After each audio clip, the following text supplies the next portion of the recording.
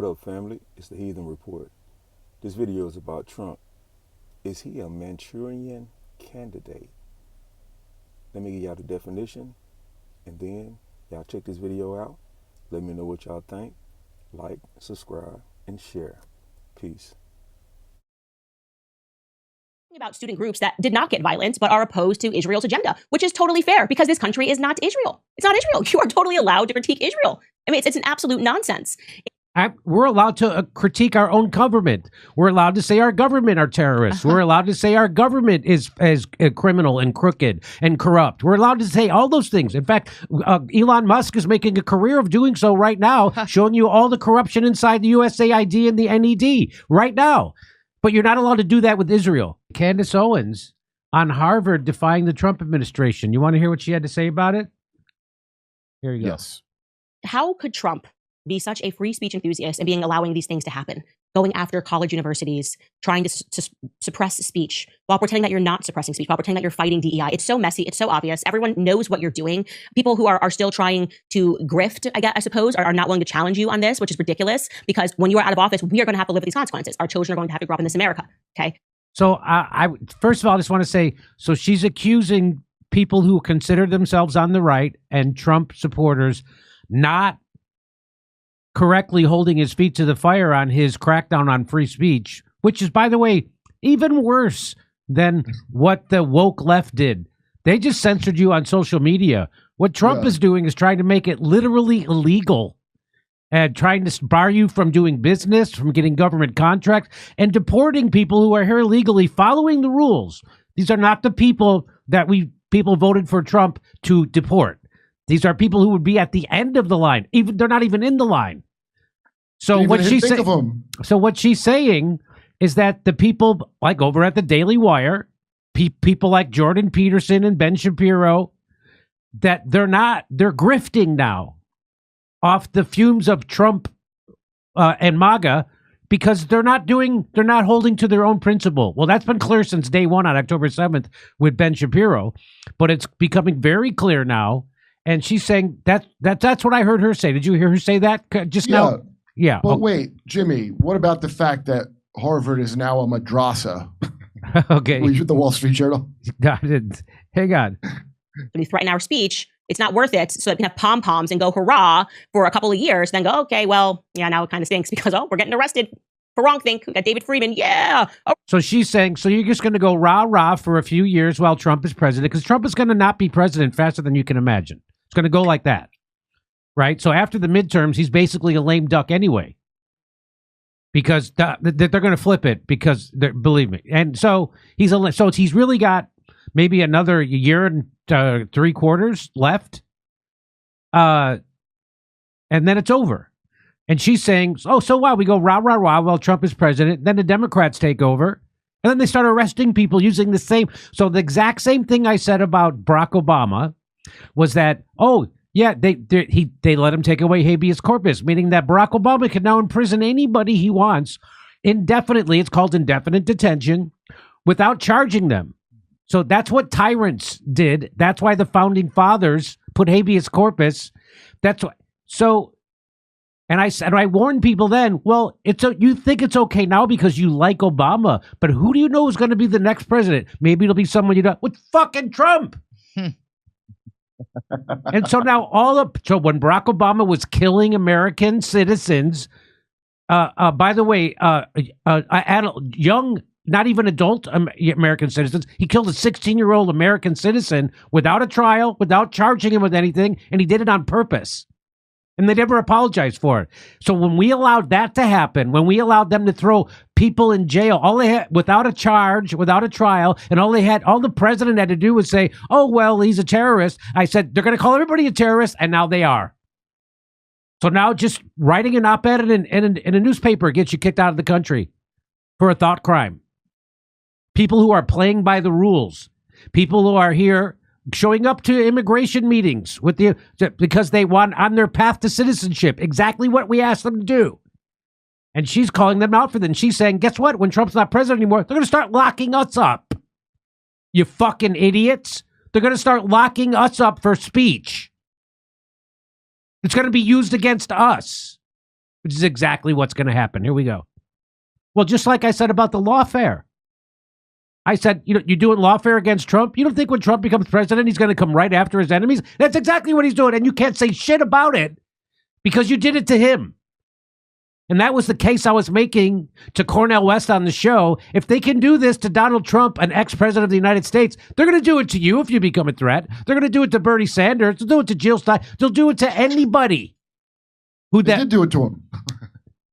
Yeah, they did. Here we go. Arrest them. Arrest Tucker Carlson and Candace Owens. Get them. I love it. Everyone can see what's happening left and right. So to give you the background, obviously after October 7th, there were tons of student protests all across the nation. Some got violent, some didn't. But what has happened is people started demanding that universities start, taking on their own sorts of definitions for anti-Semitism, particularly the IHRA new updated definition of anti-Semitism, which I believe was, I think it was drafted by the ADL, if I'm correct, if I remember correctly. The ADL put this together. Nothing good comes from the ADL. Their backstory is they were initially a gang that went mainstream, and their job is to suppress speech and to smear people, not to defend people against defamation. They are actually the defamers. That's why they think they're clever by calling themselves the Anti-Defamation League when they actually routinely engage in defamation. Anyways, this is Harvard received notice that they had to comply with Trump administration's demands, okay, and essentially telling them how they would have to change things on campus. And they're, again, the administration is trying to paint this as they're coming and fighting DEI on campus, and they're not doing that. I'm going to show you it so you can see it with your own eyes. On Monday, Harvard became the first university to openly defy the Trump administration as it demanded sweeping changes to limit activism on campus. Activism is like synonymous with campus, okay? The university frames the government's demands as a threat not only to the Ivy League school, but to the autonomy that the Supreme Court has long granted American universities. And do you remember what Ben Shapiro used to say when they were banning right-wing speakers on college campuses? He would say that you're not entitled to a defense of your hurt feelings. Facts don't care about your feelings. And when you go to college, you're supposed to be exposed to all different kinds of opinion and stuff that actually challenges you, and it might even bother you. That's the whole point of college. They completely threw all that out the window because they have no principles. Those type of people they're unburdened by their principles. And so they don't. So that's exactly what she's saying. So you remember that, right? You remember the videos we showed over and over of Ben Shapiro saying that you can't be a snowflake. You don't deserve a safe space. College isn't a safe space. If you want a safe space, stay home. College is supposed to be for robust debate and ideas that challenge you and make you uncomfortable. Well, now Trump, doing the bidding of Israel and the Zionists, is now turned all that on their head. And so does, by the way, Ben Shapiro. Same thing with Jordan Peterson, completely revealing themselves as charlatans who are unprincipled. And that's what she's calling out. Wow. They said in a quote, "The university will not surrender its independence or relinquish its constitutional rights." That's what the university lawyers said on Monday. They continued, "Neither Harvard nor any other private university can allow itself to be taken over by the federal government. The federal government says it's freezing more than $2.2 billion in grants and $60 million in contracts to Harvard unless, essentially, we are going to hold your funding unless you comply with these demands." And I'm going to show you, because Harvard has released it, what they're asking them to do. First, I should tell you, they've already complied with adopting the IRHA definition of anti-Semitism, which is ridiculous. But so how you have to read this is everywhere, and Skylar, if you don't mind making that a little bigger for me, Imagine if Joe Biden and Kamala Harris made colleges adopt language that made it illegal for you to dead name a trans person, made it illegal and called it hate speech for you to criticize Black Lives Matter protests or Black Lives Matter. Imagine if they did that. This is the exact same thing that Trump is doing, which they never did, by the way. They never threatened to take away people's funding. They never deported people over it. They never arrested people over it. They never did any of that stuff. They never threatened people's government contracts, business-wise. So what Trump is doing is actually way worse. Where that you see the word anti-Semitism, you have to ask yourself what the new definition of anti-Semitism is, because now we're at critique of Israel, the foreign state, essentially. So as they frame it down there as the discontinuation of DEI, which would be a good thing, saying that we want people to be merit-based and to let go of DEI-based policies, that would be a great thing because that is how the nation should run. They are actually asking them to reform programs that have egregious records of anti-Semitism or other biases, telling them to look at specific programs. Scroll down, Skylar, because I want to get to them essentially just framing this as them needing to take a look at who they're even allowing to come to Harvard on foreign visas and whether or not they disagree with Israel's policies. Like you have to adopt new policies about student groups or clubs that forbid or endorse certain activities. They're talking about student groups that did not get violent but are opposed to Israel's agenda, which is totally fair because this country is not Israel. It's not Israel. You are totally allowed to critique Israel. I mean, it's an absolute nonsense. We're allowed to critique our own government. We're allowed to say our government are terrorists. We're allowed to say our government is criminal and crooked and corrupt. We're allowed to say all those things. In fact, Elon Musk is making a career of doing so right now, showing you all the corruption inside the USAID and the NED right now. But you're not allowed to do that with Israel, a foreign country. So these aren't even offenses against your own country. They're doing it as for another country. This is not America first. This is make Israel great again. It's telling them that these people need to be suspended, that they can't be allowed on campus. Again, making us think that Bibi Netanyahu must be the president of the United States and Trump has no idea what's going on. And I tend to think that there is a person who tells Trump that the press is favorable, that they love this, that people are loving this. Trump's not on YouTube. He's not on X. He says something to someone and they tweet it. Somebody decides what articles to put in front of him every morning. I know that for a fact, okay? So he who is picking that article, he who is telling him what tweets to look at is the person that is shaping Trump's understanding of what his base feels. So she's saying Trump's out of touch with his base. My experience is that is correct. And he's being lied to by his advisors. I've done videos of it. Stephen Miller, right on camera, lied to Trump about the 9-0 Supreme Court decision, which went against Trump. He said it was in their favor, in Trump's favor. I showed it. YouTube suppressing the shit out of this show right now. It only got maybe 30,000 views on YouTube. It got like 50,000 views on Rumble. And it's funny. Things are switching now. I'm getting more views on Rumble than I am on YouTube because YouTube has changed their algorithm to crack down on shows like this even harder because we're considered borderline content. But I've showed this to you before. And by the way, Trump's not doing anything about Google cracking down on people. He's not demanding that the algorithms be made public and that everybody be treated the same. He's not doing any of that. In fact, he's bringing in a whole new level of authoritarian censorship at the behest of another country. And he's creating a protected class, and they're called Jewish people. But most of the Jews I know don't want anything to do with it. Most of the Jews I know are against Zionism, don't want anything to do with Israel. So it's not just Jewish people he's protecting. He's protecting Zionists, not even Jewish people, Zionists. Is that it? How could Trump be such a free speech enthusiast and allowing these things to happen? Going after college universities, trying to. So here's one more. So, and by the way, all tyrants goes after intellectuals first, right? You know that, right? Just like Pol Pot killed everybody who wore a pair of glasses.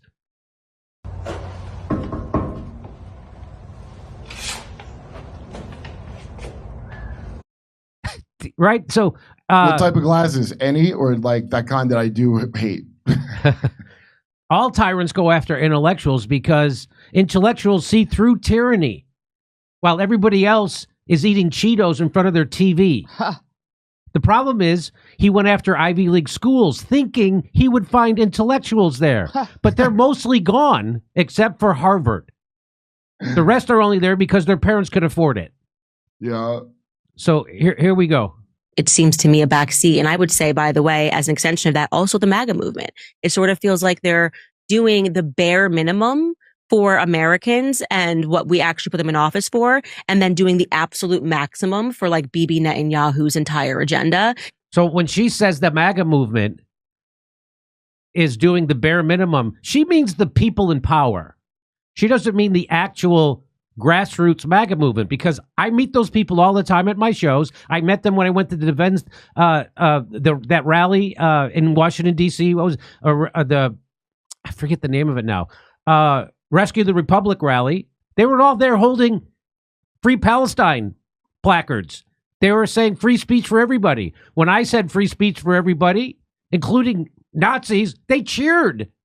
They understand that free speech is an absolute, that it doesn't come from the government, that it comes from God, and that the founders of the country, the writers of the Constitution, said free speech is a right that comes from God. It's not a privilege given to you from the government, because if it's given to you from the government, that's not a right. That's a privilege that they can take away, which Trump is trying to do right now. And what the founders of the government and of the country and the writers of the Constitution actually said was that free speech is a right that comes from God, and the government will not interfere with that right. while being like, well, but look, we did, at least Tom Homan did get out 2,000 criminals in the border. We've stopped it. And we've asked you for a lot more. The mandate was a lot more. And you seem to have, in just 3 months, done so much for Israel. You know what I mean? Yeah. If we could dedicate that same energy to what you promised everyone that you were going to do for Americans, that would be great. But once again, we're left feeling like this is just a slave colony. Yeah. And the fact that the movement is called America First originally, Mm-hmm. and that is a stroke of genius because it is so hard. They're trying their best, but it's so hard to make what they're doing look America first. And they're trying to do all these backwards arguments. Like, how is passing speech laws that like in some cases criminalize, or at the very least, kick you out of school, pull your federal funding if you criticize Israel?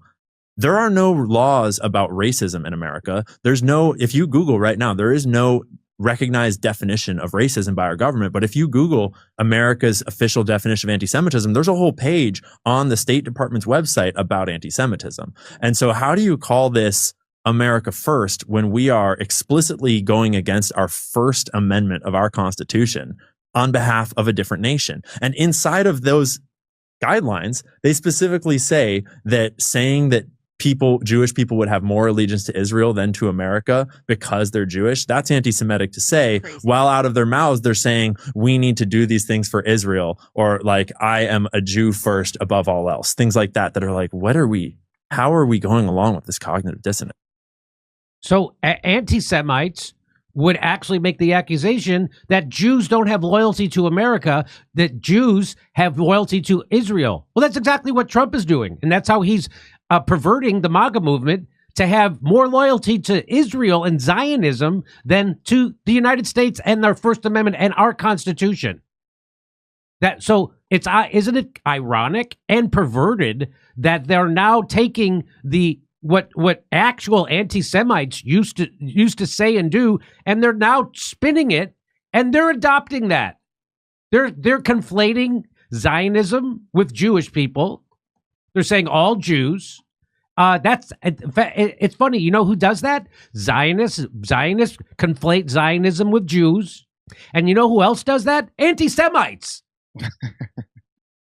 Well, Jimmy, you got to have the anti-Semitism to feed new immigrants to the safe space that is Israel. Yeah.